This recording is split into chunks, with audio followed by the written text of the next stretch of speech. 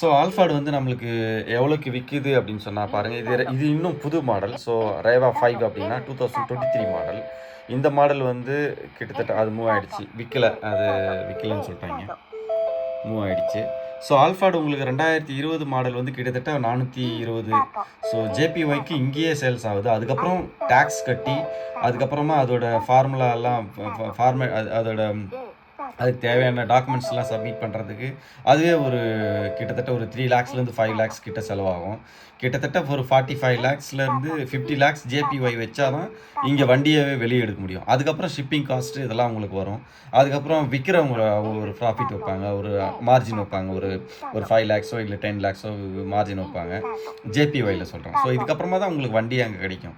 So கிட்டத்தட்ட நீங்கள் வண்டி எடுத்துகிட்டு போகிறதுக்கு நெதர்லாந்து, யூகே இதெல்லாமே நம்ம ஷிப் பண்ணிக்கிட்டு இருக்கோம். இப்போ உதாரணத்துக்கு இந்த வண்டி ஆல்ஃபாடு ரேவா 3 அப்படின்னு சொல்லியிருக்கு. இந்த வண்டி வந்து பாருங்கள் 42,000 கிலோமீட்டர் தான் ஓடி இருக்கு. ரேவா 3 அப்படின்னு சொன்னாக்கா இப்போ 4 வருஷம் முன்னாடி உள்ள வண்டி. So 2021 model. இந்த வண்டி பாருங்கள் எவ்வளோக்கு போகுதுன்னு சொல்லிட்டு 35 லட்சம் ஜேபிஒயில், 35 லட்சம் 35க்கு மேலே ரக்ஸட்ஸ். ஓகே, ஸோ 35 லட்சத்துக்கு போயிருக்கு அந்த வண்டி.